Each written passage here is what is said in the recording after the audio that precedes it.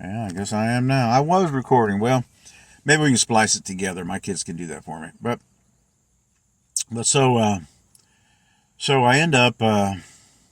Let's see, where was I? I lost my train of thought. I wanted to show you this beautiful creek, but I can't. My technology. I'm terrible. I'm terrible with phones and electronics and stuff. Just never interested. I can read, but I can't tick tick tick tick tick on the phone. I just never got into it. Yeah, I am behind the times for sure. But the other day, I went out to a creek just like this beautiful place that I'm at, and I got my folding chair, and I decided that given the present social and political climate, that I needed to reread George Orwell's 1984. So I went down to the creek and I sat down there in my folding chair in the shade, reading 1984, enjoying the sights and the sounds, and trying to get my West Virginia feel going on, because I have to do it regularly. I got to get out, get to where there's some elevation, there's some mountains, or at least rolling hills, rivers and creeks. That's me. And I'm sitting down there, and there are some people down the line, a little swimming hole thing and all, so it's peaceful. And this lady comes walking up to me, and she tells me, she said, "Sir," said, "you really made my day." And I thought, "Oh, well, that's nice. What did I do?" What did I do, ma'am? And she said, "When I looked down here and I saw you reading a book," she said, "it just made my day. I remember back when," and I thought, "Wait, am I hearing this? Bless your heart, lady." I mean, it crushes me. It does, because I understand where our power comes from. When we were kids, they said learning is power, and it is. It genuinely is. I mean, the stupider you are, the less power you've got. It's. I mean, you might be able to beat people up or shoot them or something, but you're not powerful. If you don't have the capacity to think and understand, then you're a very, very weak person. And that capacity to think and understand comes through reading and study and observation and and exploring. I hear people commenting on what the United States is like, and things like that. And I thought, well, yeah, if you've never been here, you've never explored it, and all you do is listen to the news Big Brother broadcasts, and you believe what they say, then you come to some very wrong conclusions sometimes. And unfortunately, I've done that. I look at some of my naivete, I guess, whatever, however you want to call it or say it, but I was naive. I believed the government. I genuinely thought that the North Vietnamese communists had attacked an American warship in the Gulf of Tonkin, and that they were provoking a war with us. You know, the government. That's what they said. That's what the government said, and they had their experts or whatever, their witnesses and all. Yeah, yeah, they've attacked us, and the president goes to Congress, and we need to retaliate. And I'm thinking, yeah, yeah, and that was back when it was me and my friends that had to go over there and fight with those people, right? And our government was whipping up in a hysteria about the Vietnamese people, and I'm sorry, folks, those Vietnamese people didn't do anything to us, right? They didn't. They didn't do anything to us. Just I I saw that general or whoever he was go on TV and tell us about the weapons of mass destruction in Iraq and blah blah blah, And here we go, spending millions, billions of dollars going over there to stir that hornet's nest up. Went over there, oh yeah, we're going to get Saddam, Saddam was the only thing holding Iraq together. Sorry, Arabs need dictators. They do. You know what happened? We get rid of Saddam, it's chaos. They kill each other and they're still killing each other. We got rid of Gaddafi. Yeah, we got rid of Gaddafi. And what are they doing? They're still over there. Now they're killing each other. And they've been doing it for decades now because of us destroying their leadership and installing what we think is good and right for them, I got nothing against the people in the Middle East. They can stay over there. If they've been fighting for hundreds, centuries and centuries, and if the world endures for centuries and centuries, they will continue to fight, And I read now, the books, The Bright and Shining Lie about Vietnam. You can say what you want, the Bush family. I loved both of them. I loved George Bush and George Bush Sr. or whatever. I loved them. I believed them. They lied. They lied. There were no weapons of mass destruction. Our friends and family died for nothing. We're worse off over there than we were to begin with. But if you listen to the TV, the propaganda, you go for it. But if you want to really know what's going on in your life, you got to find out for yourself. And you're not going to find out in things that can be distorted and disrupted, because they control the TV and all that stuff, the computer. They control that, and you've got to sift through and look at different angles and things. And if you're not a reader and you're just a sheep, a believer, you're in trouble. And we're in trouble right now as a country. But so let's get back to Maryland and the church and the kids. And man, I'm telling you, it was wonderful. It was wonderful. My kids were so much fun. And, my wife and I were in it. I was working, I worked full time and was a pastor and working and, in the church and going overseas and all that stuff. So, yeah, I was busy. And my wife, she was nothing but a great support. And our family, there's tremendous love for one another, and we still have it. But so it went along really well, really well. Things were going. And, it's just like everything else. It was really good until it wasn't, And my little handful of old people started moaning and groaning, and I don't know, maybe it was me, maybe, I don't know.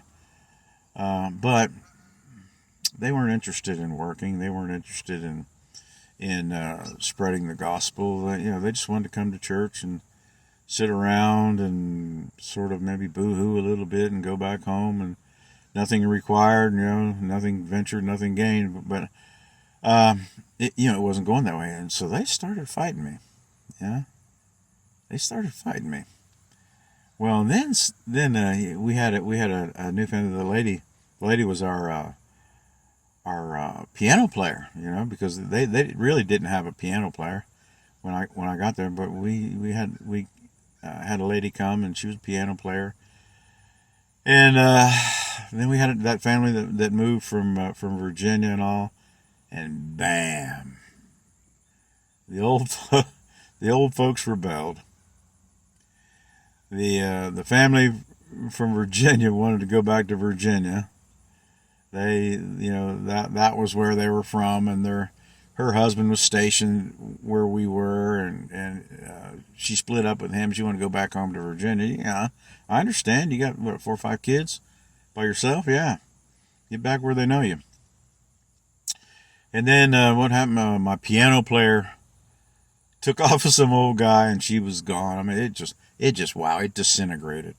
So around it was right at year 4, it fell apart. I had to admit it. I thought, well, when I came, I said, we'll do our best. If it works out, thank the Lord. If it doesn't, we tried, you know. And so, sadly but true, it didn't. Sad but true. So now, you know, of course, I've moved from Manassas with my family and all that, and have established a house job in Maryland. And suddenly we got no church. You know, it's gone. And the old folks, they weren't going to have their building be sold and give the money to missionaries, or, you know, they weren't having any of that stuff. They wanted it. It was theirs. They wanted it in their hands. And you know, if somebody's like that, I just said, okay, you want it, you got it. You know, I didn't come here to steal your building. I came here to help. And if you don't want it, then I'll move on. And so it was difficult. You know, I finally had to just admit it. I had to admit it. It's over. It's over. It's time to move on. And it was probably, I went from the best time in my life to one of the worst. I mean, it was bad. I was so emotionally, spiritually, personally, whatever, crushed, and it's never happened since, that I just laid down and felt like I was sick at my stomach for 3 days. I mean, I couldn't think, I couldn't function. I just laid there by myself. Yeah, it was depression. I know what it was in retrospect, in hindsight, but you know, life had to move on. And so we started the process of, well, Lord, where do you want us to go? And so we thought, well, should we move back to Manassas, where we moved from? Because, they don't really need us there, because it was a good sized church, and they didn't need us as workers. And then of course, now my wife's family, I told you that her father was a pastor up in Illinois, a small church, and he got his sights on us. He's saying, well, y'all just need to move here, and you can help us, and you're needed here, and I'll even pay for your U-Haul. So me personally, I thought, oh man, I don't know, I don't know. That's better than going back where I'm not needed at all. But it just seemed like, I'll do it, but I don't think that this is really the permanent solution, and so in my mind, I'm thinking, I really, because I've gone overseas now a couple of times. I'm thinking, wow, my heart is that of like a missionary, and I thought, wow, I feel more that way. But in the meantime, let's go over there in Illinois and help, and sort of lick our wounds from this experience that we had, because I still felt that the church was right.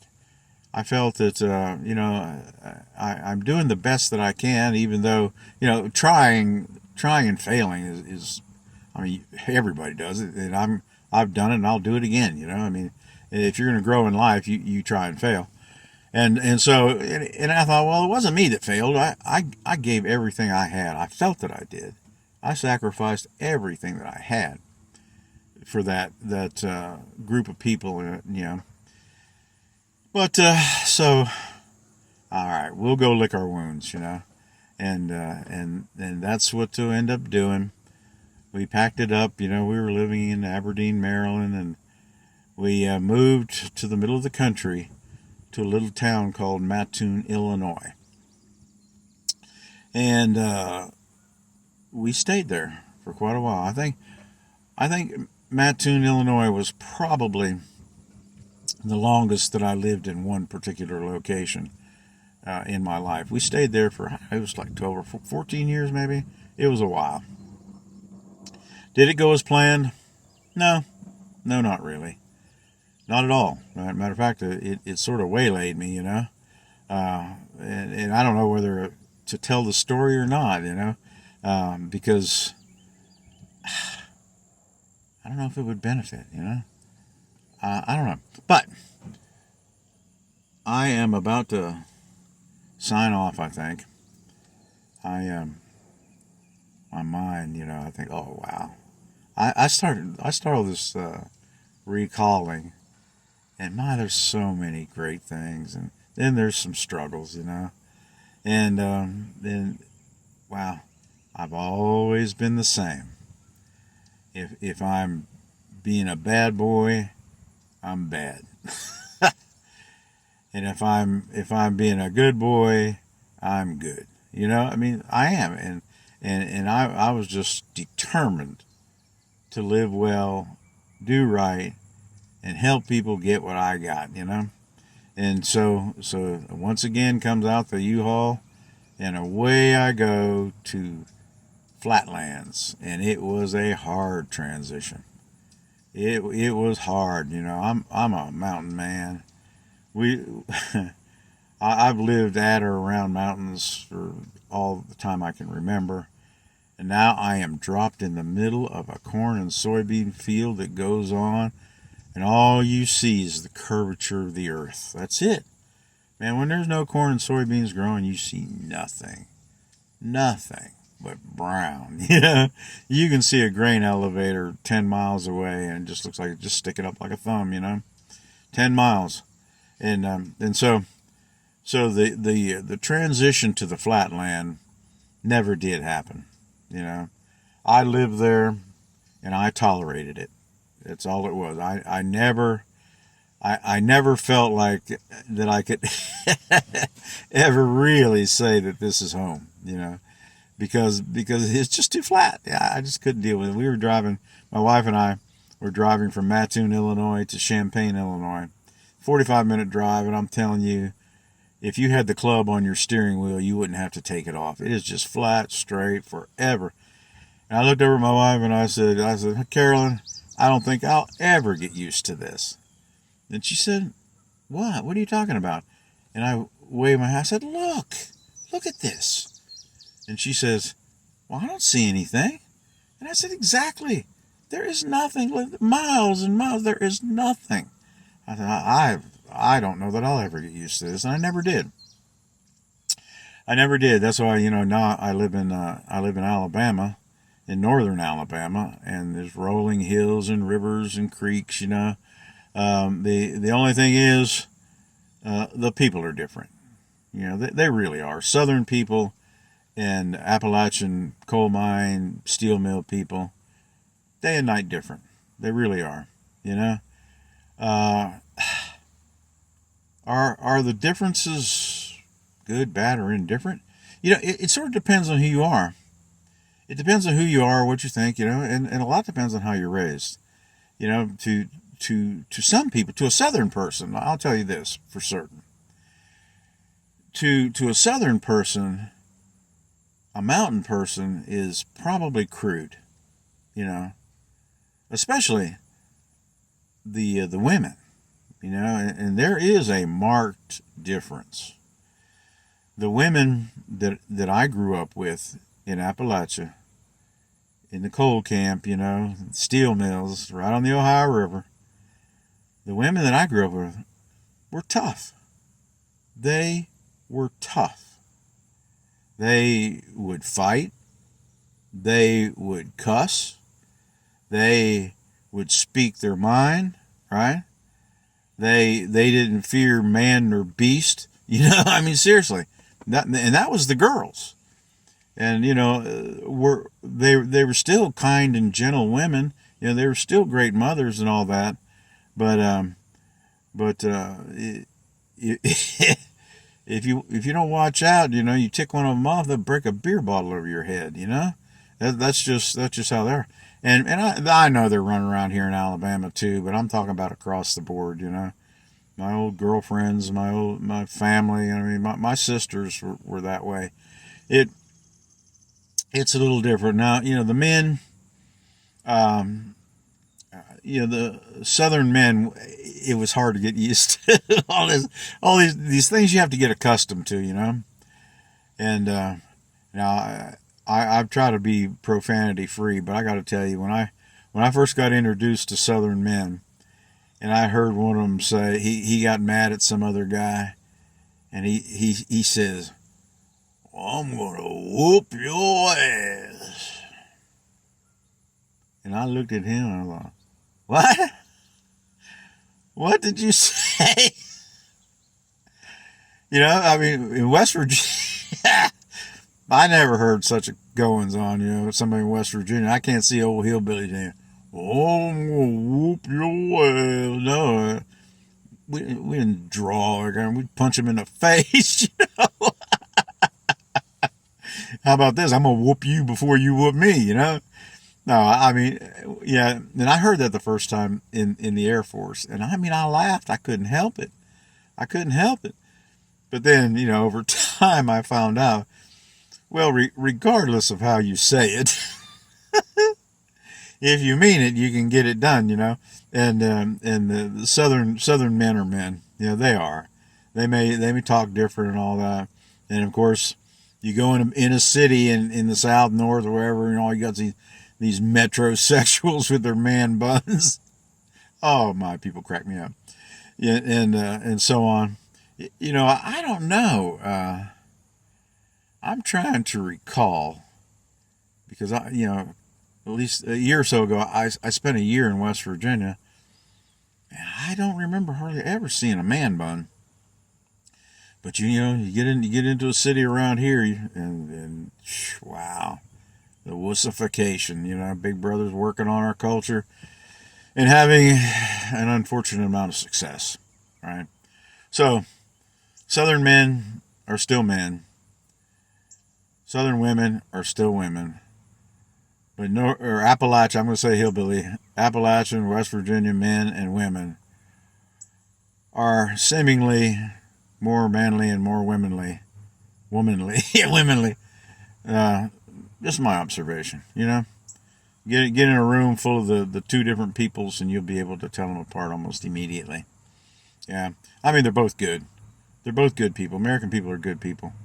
They're both good people, but they're really different, And I love West Virginia. I'll say it all my life, I hope that somebody will spread my ashes or bury me there. I'm not going to put them under that kind of bondage. Do whatever you want with this old dead body. It's irrelevant. But I like the concept of thinking of being buried in the mountains. Woo, doggies. That'll make me cry. All right, so I'm going to try to see if I can't figure out how to hook this on to the video that I messed up trying to show you the creek, and I think perhaps that I will talk to you next time. Signing off. We're now going to be in Illinois, starting a whole new adventure, and I'm not exactly sure how to handle it, but I'll talk to y'all soon. Bye.